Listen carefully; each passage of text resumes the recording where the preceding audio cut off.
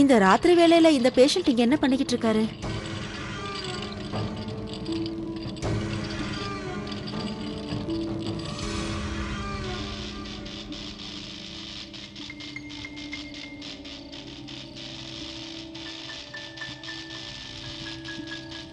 இவருக்கு ஏதாவது வேணுமா?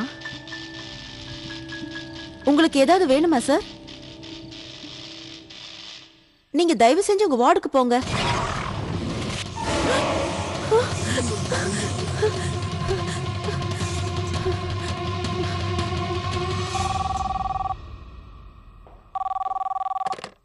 ஹலோ சார், அவர் திரும்ப வந்துட்டாரு. What rubbish? சார், அவர் எனக்கு நல்லா தெரியும். பைத்திய மாதிரி பேசாத. Hello hello.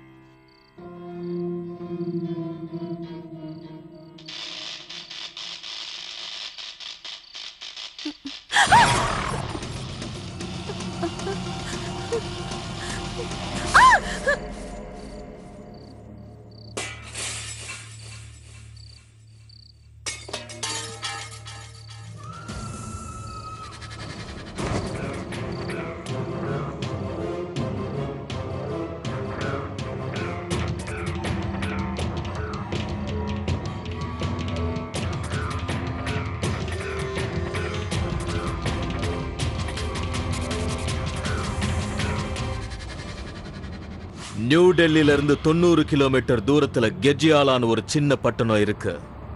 அந்த ஊர்ல ஏகப்பட்ட மிடில் கிளாஸ் மக்கள் வாழ்ந்துகிட்டு இருக்காங்க. இங்க இருக்கிற எல்லாரும் இயல்பான வாழ்க்கையரா வாழ்ந்துகிட்டு இருக்காங்க. ஆனா சிட்டி ஹாஸ்பிட்டல்ல நடந்த ஒரு சம்பவம் நிறைய பேரோட வாழ்க்கைய ஒரு பெரிய கேள்விக்குறியாக்கிடுச்சு.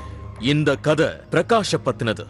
டாக்டர் செஞ்ச ஒரு சின்ன தப்பால இவரோட ஆத்மா சொல்ல முடியாத நிலைக்கு போயிடுச்சு. இப்ப இவர் உடல்ல ஆத்மா இருக்கா இல்லையான்னு யாருக்கும் தெரியல.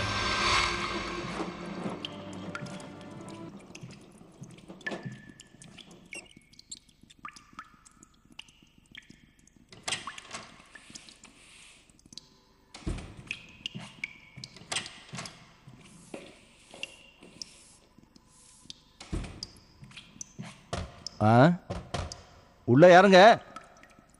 பாத்ரூம் கிளீன் பண்ணணும், சீக்கிரம் வெளியே வாங்க. எவ்வளவு நேரப்பா, அதுவும் இந்த நேரத்தில் உள்ள யாரு?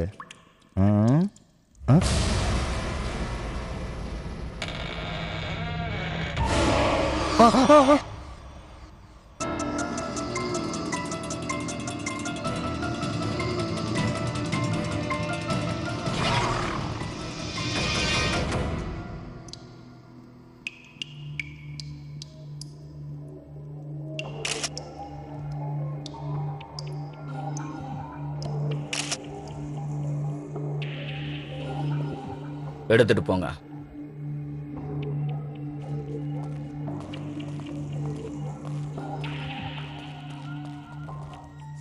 டாக்டர் விவேக், போஸ்ட்மார்ட்டம் ரிப்போர்ட் வந்ததுக்கு அப்புறம் தான் தெரியும் இவங்க எப்படி இறந்தாங்கன்னு. But it's a murder.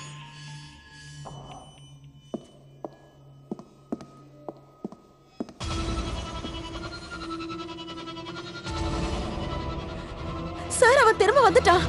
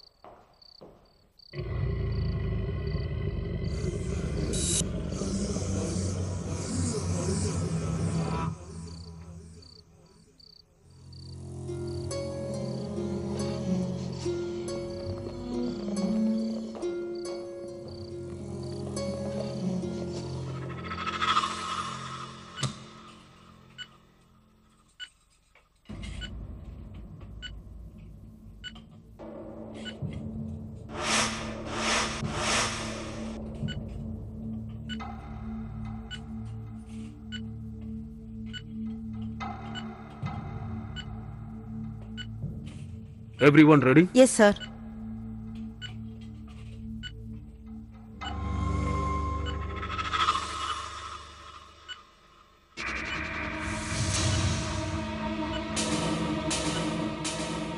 Doctor, உங்களுக்கு எந்த பிரச்சனையும் இல்லையே? இல்ல, I'm fine.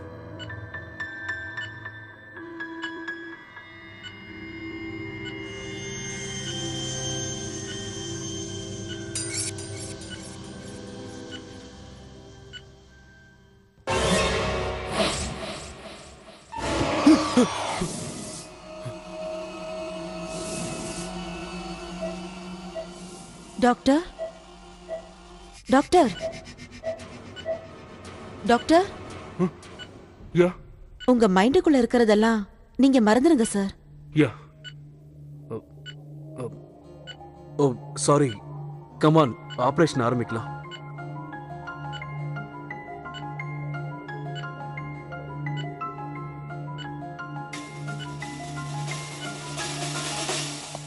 கூகுள் கூகுள் பண்ணி பார்த்தேன் உலகத்தில் என்ன போல இருக்கேன் எவன் பிறந்ததில்ல யாரு யாரு பண்ணி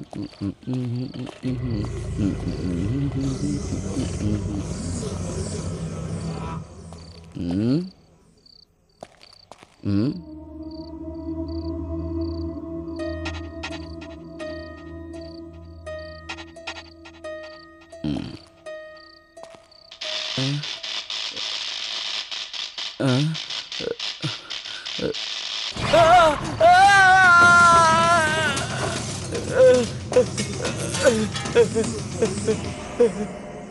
டாக்டர், பேஷண்ட் ஹார்ட் பீட் நார்மலா இருக்கு. அவருக்கு ஐவி கொடுக்கட்டுமா? டாக்டர், டாக்டர், எஸ், பேஷண்ட்டுக்கு ட்ரிப்ஸ் கொடுக்கட்டுமா? Yes, yes please.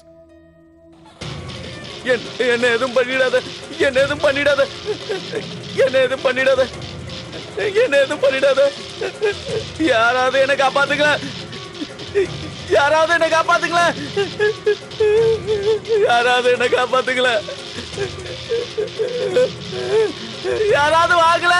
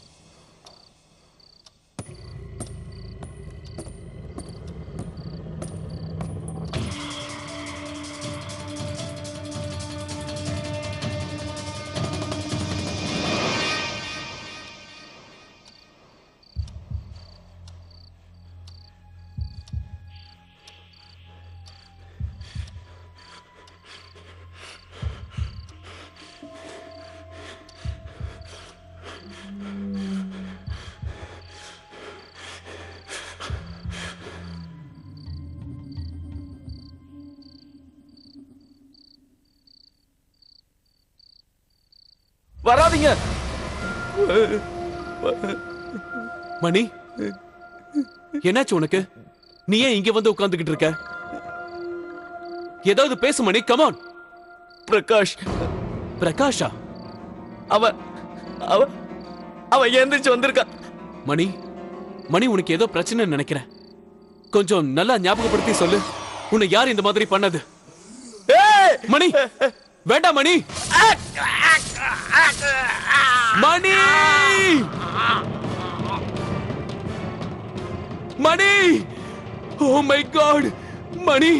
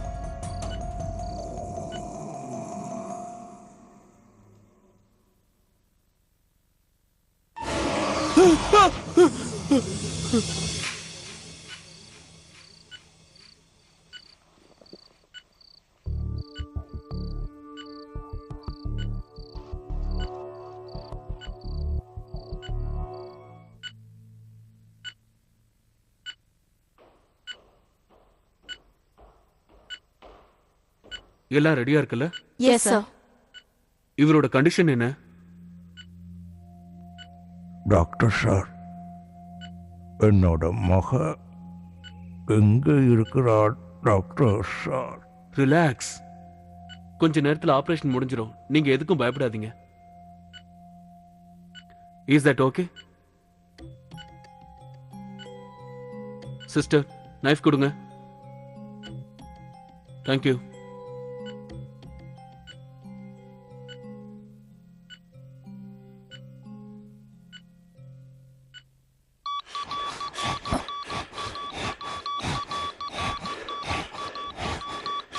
சார், கொஞ்சம் பேஷண்ட் ஹார்ட் பீட்டை பாருங்க சார். ரொம்ப ஸ்பீடா அடிக்குது சார். எப்படி? அதான் ஒண்ணும் தெரியல சார். சிஸ்டர், நீங்க பேஷண்டோட பிளட் சுகரை செக் பண்ணீங்களா இல்லையா?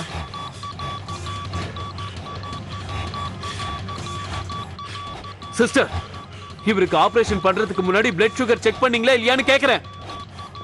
I forgot it sir. நீங்க எப்படி இதை செஞ்சீங்க? இவருக்கு பிளட் சுகர் இருக்கும்போது ஆபரேஷன் எப்படி பண்ண முடியும்? அது பிரஷர். பிரஷர்லாம் இருக்கட்டும், பிளட் சுகரை நீங்க ஏன் செக் பண்ணல? Sir, I said get out. Sir I please. said get out. சீக்கிரம் வாங்க, எனக்கு ஹெல்ப் பண்ணுங்க. Okay sir. சிஸ்டர், ரெடியா?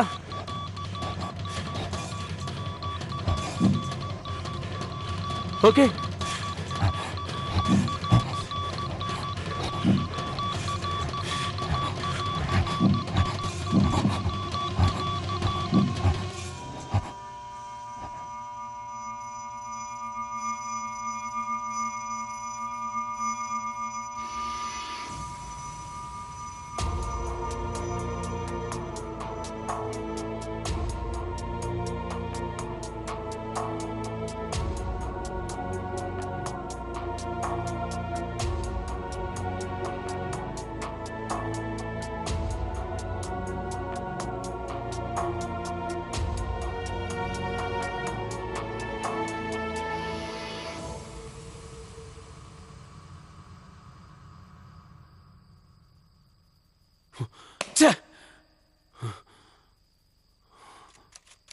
அது பயத்தோட உச்சக்கட்டம். ஒவ்வொரு நாளும் ஒவ்வொரு மாதிரி இருந்தது.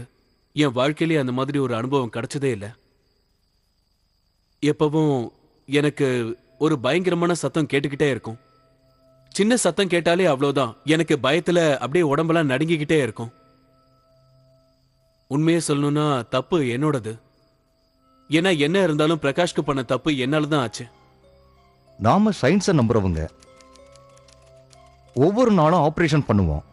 டெய்லி எத்தனையோ டெட் பாடிஸை பார்க்குறோம், போஸ்ட்மார்ட்டமும் பண்ணுறோம். அப்படி இருக்கும்போது பேய் பிசாசு இதெல்லாம் நீ நம்புறியா? அதுவும் ஹாஸ்பிட்டலில் நடந்த ஒரு சம்பவத்தை பற்றி பேசுகிற. எதிர்பாராமல் நடக்கிற சாவுக்கும் கோமாவில் இருக்கிற பேஷண்ட்டுக்கும் சம்மந்தம் இருக்குன்னு சொல்றியா? இது எல்லாமே உன்னுடைய முட்டாள்தனம். சார், நான் சொல்றது உங்களுக்கு முட்டாள்தனமா தெரிஞ்சாலும் சரி, இந்த ஹாஸ்பிட்டல்ல நடந்த கொலைகளுக்கும் கோமால இருக்க அந்த பேஷண்ட்டுக்கும் நிச்சயமா சம்பந்தம் இருக்கு. இருக்கலாம். அது என்னன்னா உன்னோட மைண்ட் டிஸ்டர்ப் ஆயிருக்கு. சார், எனக்கு ஒன்னும் ஆகல. I am perfectly all right. உங்களோட அனுமதியெல்லாம் எனக்கு தேவையில்லை doctor Vivek. It's an order. உங்களை நான் சஸ்பெண்ட் பண்றேன். Now you may go. Yes sir.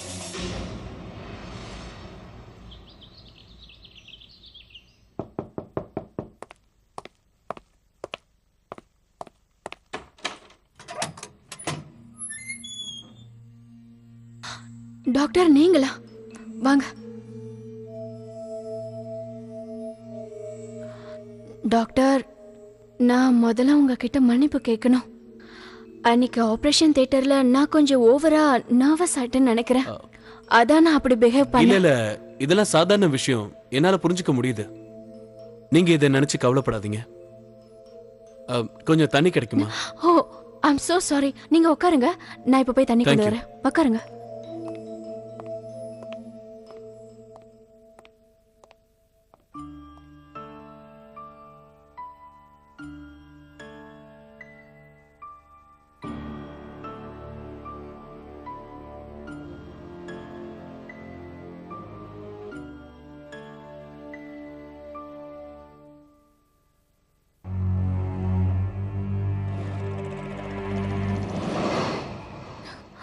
Water. Thank you.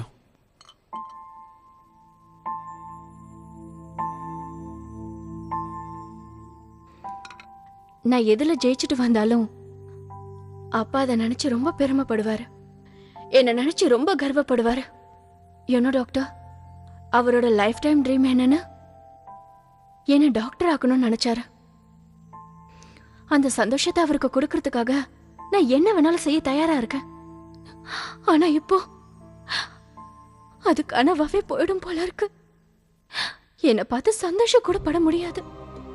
எங்க அப்பா கோமாக்கு போயிட்டாரு. விடணும். அவர் எப்ப கோமால இருந்து வருவாருன்னு. I'm really sorry. நீங்க எதுக்காக சாரி சொல்றீங்க டாக்டர்? இது எல்லாமே கடவுளோட முடிவு படிதான் நடக்குது. இல்ல,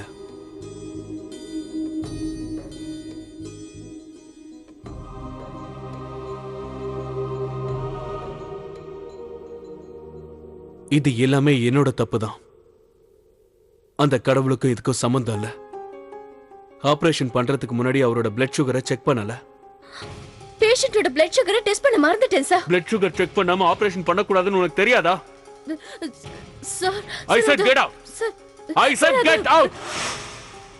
செஞ்ச தப்ப மறைக்கணுங்கிறது கூட ஒரு பெரிய தப்பு தான். நான் செஞ்ச தப்ப மன்னிச்சிரு. I am sorry.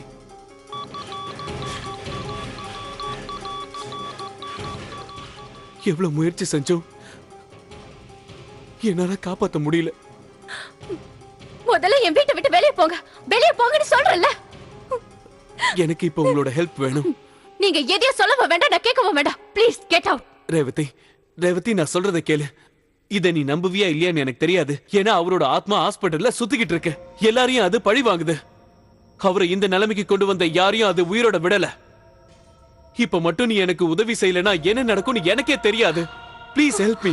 I don't believe this. நீங்க இப்படி பண்ணதுக்கு வெட்கப்படணும். ஒரு டாக்டரா இருந்துகிட்டு எப்படி உங்களால இப்படி பேச முடியுது? Just leave my house. வெளியே போங்க. வெளியே போங்க சொல்றேன்ல. வெளியே போங்கன்னு சொல்றேன்ல.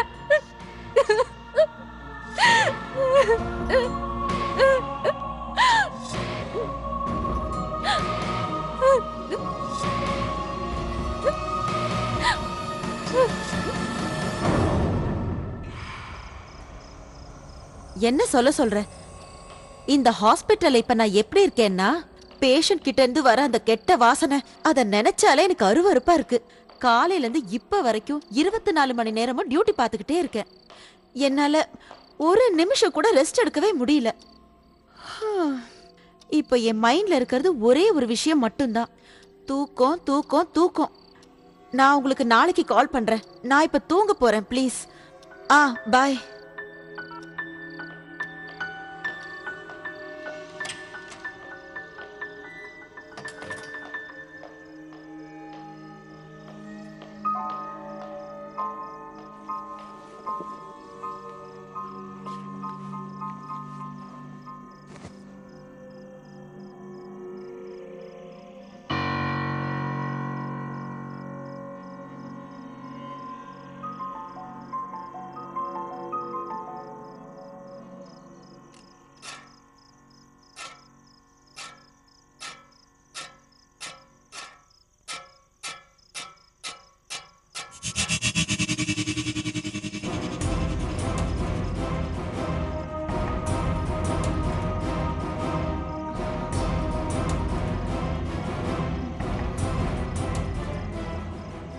ஹலோ சார், இங்கேயே உட்காந்துட்டு இருக்கீங்க?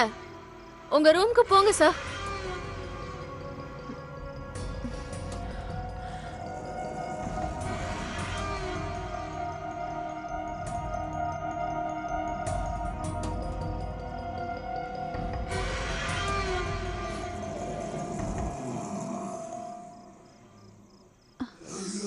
சார்,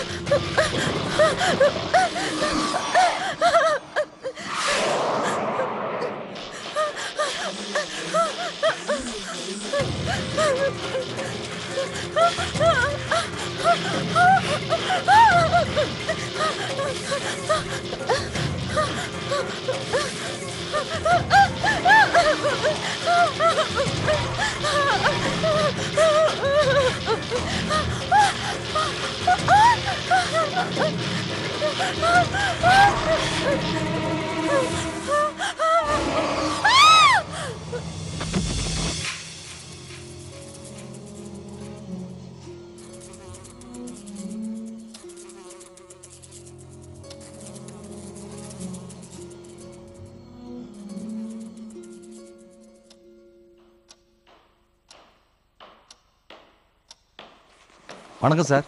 வணக்கம். நர்ஸ் பாடியை செக் பண்ணணும். நீங்க என் கூட வரீங்களா? நான் வரல சார், நீங்க போங்க.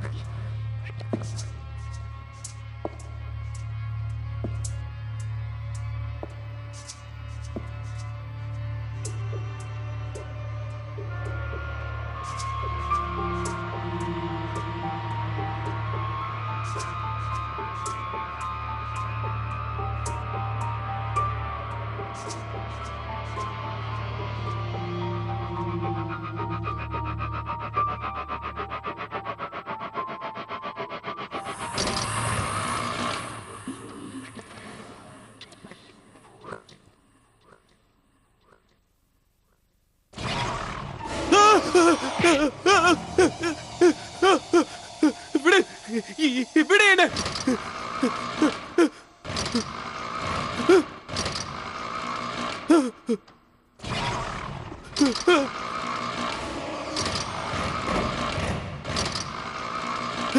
என்ன விடு, என்ன விடு,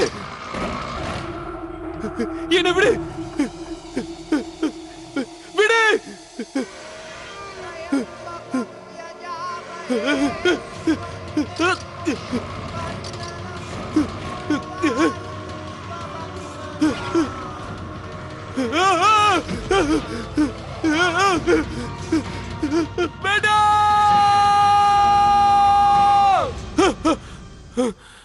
டாக்டர் விவேக் பட்னாகர் ஒரு ஆபத்தான கனவு கண்டாரு. அவருக்கு அப்ப நம்பிக்கை வந்துருச்சு. அங்க இருக்கிற ஆவிகள் தன்னை எப்படியாவது அந்த இடத்துக்கு கூட்டிட்டு போயிடுவார்னு நம்பினாரு. அவர்கிட்ட இப்ப ஒரே ஒரு வழிதான் இருக்கு. எப்படியாவது ரேவதியை சம்மதிக்க வச்சு அவங்களோட உதவியோட தன்னோட உயிரை காப்பாத்திக்க அவரால முடியும். எல்லா தப்பும் என்னோடது. அப்ப நான் அந்த தப்பை ஒத்துக்க தயாரா இல்ல. இந்த மாதிரி நிறைய இன்சிடென்ட்ஸ் நடந்திருக்கு. ஆனா இருந்தாலும் நான் ஒத்துக்கவே இல்லை. ஆனா பிரகாஷோட கண்டிஷன் என்னன்னா, அவரு கோமால இருக்காரு. அப்படி இருக்கும்போது எப்படி இதெல்லாம் முடியும்? இந்த மாதிரி சம்பவங்கள் எல்லாமே பிஹைண்ட் த எக்ஸ்பெக்டேஷன்ஸ். என்னோட வாழ்நாள எண்ணிக்கிட்டு இருந்தேன்.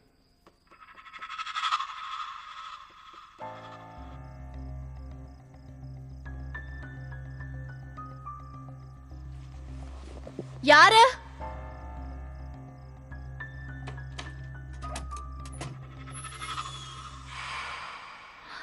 நீங்களா? மறுபடியும் எதுக்காக இங்க வந்தீங்க? நான் தான் சொன்னல, நீங்க என்ன சொன்னாலும் நான் கேட்கறதா இல்லைன்னு. ஆனா நான் உங்ககிட்ட நிறைய விஷயங்களை சொல்லணும்னு நினைக்கிறேன்.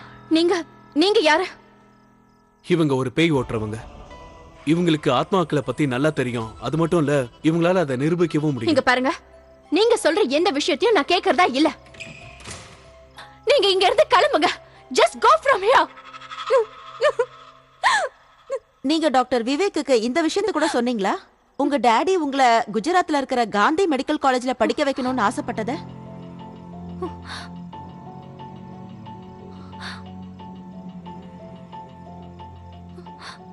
இந்த விஷயம் இவங்களுக்கு எப்படி தெரியும்? காலேஜ் விஷயத்தை பத்தி நானும் டாடியும் மட்டும் தானே பேசிக்கிட்டோம்.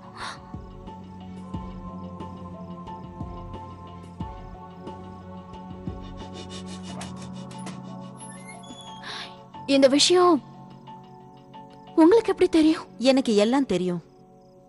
உள்ள வரலாமா?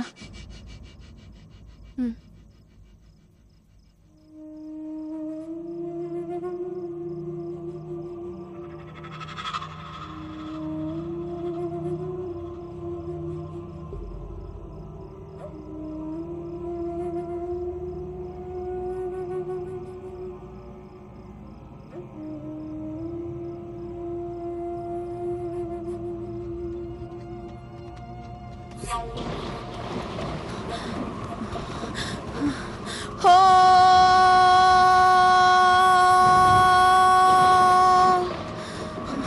ஹோ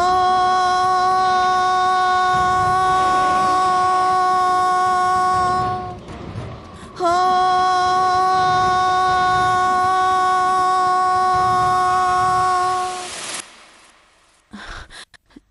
இப்படி பார்த்தல, அவர் இங்க வந்தாரு. உனக்கு எல்லாம் தெரியும். ஆனா ஆனா என்னால என்ன செய்ய முடியும்? அவர் என்னோட அப்பா. அவரோட ஆத்மா இப்ப வாழ்வுக்கும் சாவுக்கும் நடுவுல சிக்கிக்கிட்டு இருக்கு. உயிரோட இருந்தும் அவர் சாவ அனுபவிக்கிறாரு. உன்னால மட்டுமே அவருக்கு சாந்தியை கொடுக்க முடியும். நீதான் அவருடைய உயிரா இருக்க. தன்னுடைய கனவு நிறைவேறும் அப்படிங்கிற நம்பிக்கை அவருக்கு வர வரைக்கும் அவரோட ஆத்மா இப்படியே தான் தெரிஞ்சுக்கிட்டு இருக்கும். ரேவதி, உங்க அப்பாவுக்கு நீ அந்த நம்பிக்கையை கொடுக்கணும். என்னால என்ன செய்ய முடியும்? என்ன செய்வேன்? என்னால என்ன செய்ய முடியும்?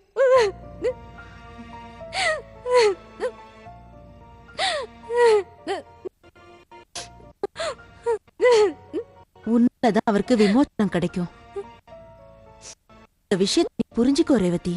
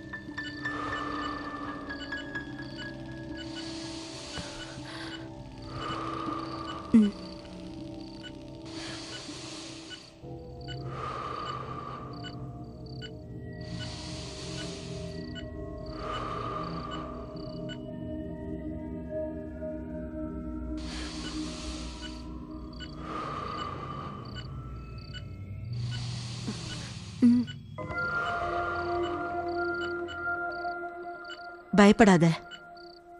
என்ன சொல்லணும்னு நினைக்கிறியோ சொல்லிடு இப்பவே. நீ யோசிக்க நேரம் இல்ல ரேவதி. போ.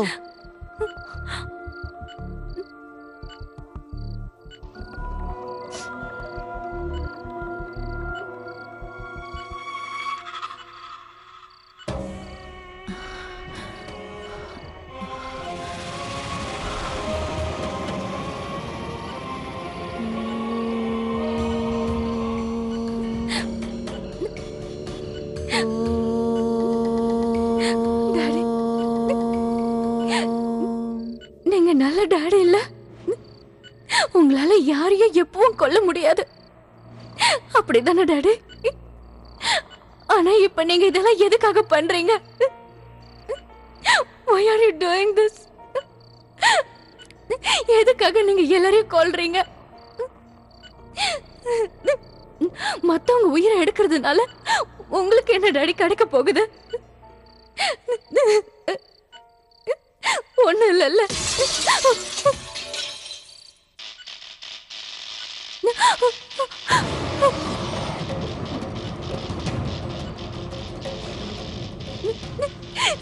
Daddy please stop all this dot. இப்படி எல்லாம் பண்ணாதீங்க டாட். யாரோட உயிரோடையும் விளையாடாதீங்க டாடி. நான் உங்களை ரொம்ப மிஸ் பண்றேன் daddy. I'll always miss you. உங்க ஆசைகளை நிறைவேற்றணும்னு நினைக்கிறேன் டாடி.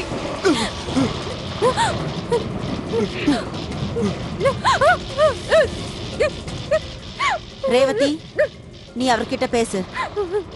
அவர் கூட பேசிக்கிட்டே இரு. அந்த ஆத்மா அவ்வளவு சீக்கிரம் போகாது. அவர் கூட நீ பேசு. டாடி, நான் உங்களுக்கு உயிர் இல்லையா? நான் கஷ்டப்படுறத உங்களால பார்க்க முடியுமா? முடியாதுல்ல. So please stop it, Dad.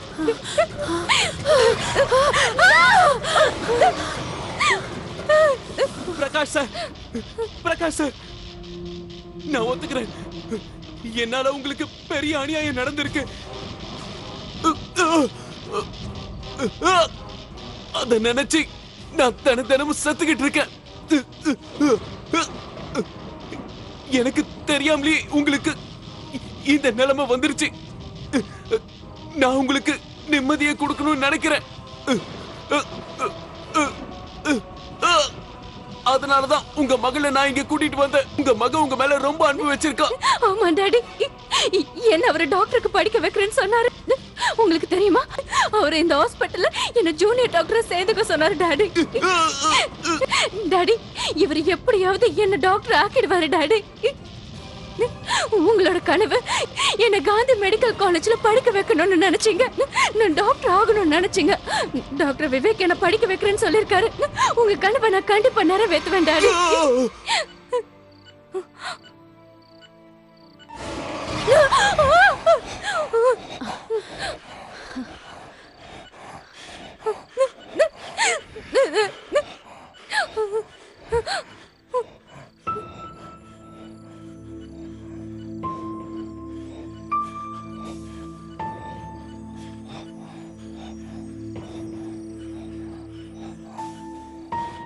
Go.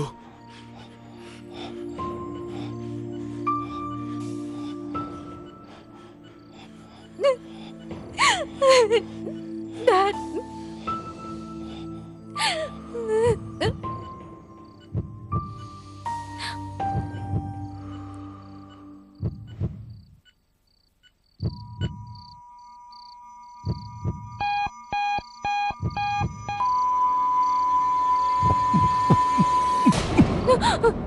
Daddy. Daddy. Daddy. Daddy.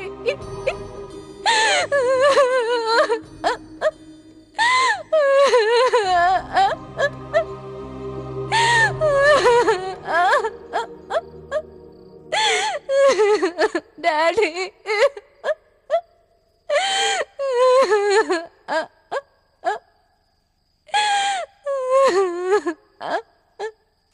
Daddy இறந்த இன்னையோட 4 வருஷம் ஆச்சு. அடுத்த வருஷம் நான் டாக்டர் படிப்பை முடிக்க போறேன். அந்த சம்பவம் நடந்ததுலேருந்து இப்போ வரைக்கும் டாக்டர் விவேக் தான் எனக்கு கைடாக இருக்காரு. எனக்கு ரொம்ப சப்போர்ட் பண்ணாரு. எனக்கு அவர் ஹெல்ப் பண்ணி அவரு புண்ணியம் தேடிக்கிட்டாரு. மெடிக்கல் காலேஜில் அட்மிஷன் கூட வாங்கி கொடுத்தாரு. இப்போ எங்கள் அப்பா இருந்திருந்தா இது எல்லாத்தையும் பார்த்து ரொம்ப சந்தோஷப்பட்டிருப்பாரு. எங்கள் அப்பாவோட கனவு இப்போ நிறைவேற போகுது. யாரா இருந்தாலும் சரி, மரணம் அடைஞ்ச உடனே அந்த உடலை விட்டு அந்த ஆத்மா விலகிறதுக்கு தயாராக தான் இருக்கும். ஆனால் அதே சமயத்தில் அவங்க சாதாரணமான முறையில் இறக்காம ஏதோ ஒரு ஆக்சிடெண்ட்டில் விபரீதமான முறையில் இறந்துருந்தாங்கன்னா அந்த ஆத்மா முக்தி அடையாமல் கஷ்டப்படும்னு சொல்லுவாங்க. அதே சமயம் யாராவது ஒருத்தர் இறக்காம ஏதோ ஒரு வகையில் ஒரு கோமாவுக்கு போனாங்கன்னு வச்சுக்கோங்களேன், அப்போ அவங்களோட உயிர் அந்த உடலுக்குள்ளேயே மாட்டிக்கிட்டு வெளியில வர முடியாம தவிக்கும். ஏன்னா உடல், உயிர், ஆத்மா மூணுக்கும் ஒரு சம்பந்தம் இருக்கு. உடல் பாதிக்கப்படும் போது உயிர் வெளிவர முடியாம அங்க உள்ளுக்குள்ள மாட்டிக்கிட்டு தவிச்சிட்டு இருக்கிறத நம்மளால பார்க்க முடியும். நிறைய பேர் சொல்லுவாங்க, கோமால போனவங்க உயிர் போகணும்னு நாம வேண்டிக்கிறது ரொம்ப தப்புன்னு சொல்லுவாங்க. அந்த ஆத்மா முக்தி அடையணும்னு வேண்டிக்க கூடாதுன்னு சொல்லுவாங்க. ஏன் அவங்க அப்படி சொல்றாங்கன்னா, ஏற்கனவே அந்த ஆத்மாவுக்கு இத்தனை காலம் வாழணும், இப்போ உடம்ப விட்டு வெளியில வரணும், இவ்வளவு நாள் உடம்புக்குள்ள இருந்து கஷ்டப்படணும்னு ஏற்கனவே விதி அமைச்சிருக்கு, அதை நம்ம மீறக்கூடாதுன்னு சொல்லுவாங்க. ஆனா நாம அப்படி யோசிக்கிறது சரியில்லைன்னு தான் நான் சொல்லுவேன். ஏன்னா இந்த ஆத்மா ஏற்கனவே உடலுக்குள்ள ட்ராப் ஆயிடுது. இல்ல கோமால இருக்கிற மனுஷனுக்கு வேற ஏதாவது ஒரு ப்ராப்ளம் வருதுன்னு வச்சுக்கோங்க, அப்பா அந்த ஆத்மாவால தானா வெளியில வர முடியாம போயிடும். அது வெளியில வர்றதுக்கு நாம ஏதாவது உதவி செய்யணும். இந்த எபிசோட்ல வந்த அந்த பிரகாஷோட ஆத்மா கோமாவில் மாட்டிக்கிட்டு அப்படியே நின்றுடுச்சு. அந்த ஆத்மாவால தன்னோட உடலை விட்டு விலகி வெளியில போக முடியல. ஆனா அந்த ஆத்மாவுக்கு உடலை விட்டு விலகி வெளியில எங்கேயாவது போகணும்னு இருக்கும். ஆனா அந்த ஆத்மாவால அப்படி செய்ய முடியல. ஏன்னா அந்த உடலுக்குள்ள இன்னும் உயிர் இருக்கு. அவரால் உடம்பால அசைய முடியலைனாலும் அவர் இதயம் துடிச்சுக்கிட்டு தான் இருந்தது. அப்படி இருக்குன்னா உயிர் இருக்குன்னு தான் அர்த்தம். அதனால தான் அந்த ஆத்மாவுக்கு அந்த உடலை விட்டு விலகிறதுல நிறைய பிரச்சனைகள் இருந்தது.